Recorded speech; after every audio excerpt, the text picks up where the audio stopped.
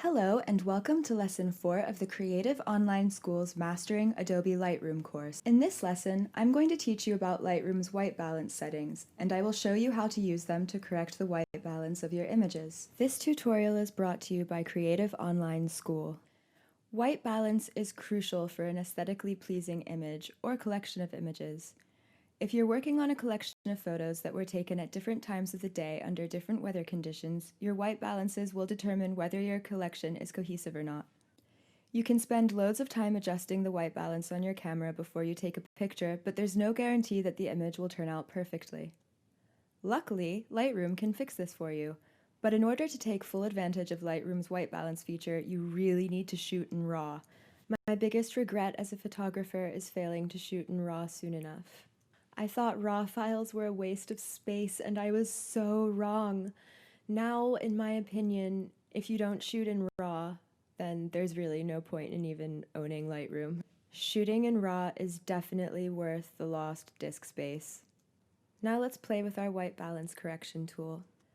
The white balance tool is located in the Develop module of Lightroom.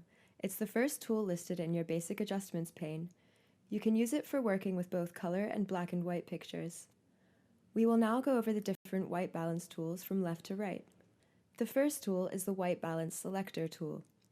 Click on the selector and bring it to your image. Alternatively, you can just touch the W key and move your cursor around the picture. The box that pops up near your cursor is an RGB readout. It shows you the colors that are present in that area of the image. To treat your white balance with the selector tool, find an area of your image that should be white.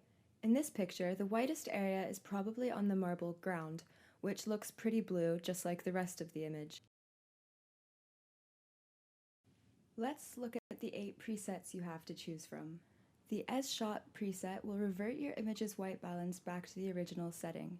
If you select this option before you start editing the white balance, nothing will happen. But it's a good way to reset all of the changes you've made if you end up disliking them. Select Auto if you want Lightroom to determine the white balance for you. The Daylight preset will increase greens and blues. This is because photos taken in bright sunlight tend to pick up a yellowish pink tint. Blue is the opposite of yellow, and green is the opposite of pink. Your image needs these spectrums to be balanced. The Cloudy preset will balance out the gray tints in your image to make it appear more yellow. Shade will make your images appear more yellow and pink. Tungsten will increase the blues. Fluorescent will increase blues and pinks, and it's useful if the image takes place under fluorescent light, obviously. The Flash preset will cancel out low light from a flash. My favorite option, however, is the Custom option. You don't have to select it as a preset in order to use the temp and tint sliders, but you can select a different preset first and work from there. Anyway, there are 2 sliders.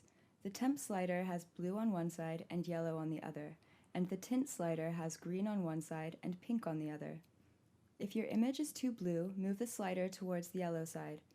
If the image is too purple, you can move the temp slider towards yellow and the tint slider towards green until you find the right balance. You can also use the filter tools to change the white balance of a specific part of an image. Just select the filter you want to use and adjust the sliders to the temperature or tint you need. And again, I can't emphasize enough, shoot in RAW. Congratulations! You've now completed the 4th tutorial of the Mastering Adobe Lightroom course. You should now have a basic understanding of Lightroom's white balance options. If you have any questions about this lesson, please leave a comment and we will get back to you as soon as we can. In the next video, we're going to learn even more about correcting the colors of your photos.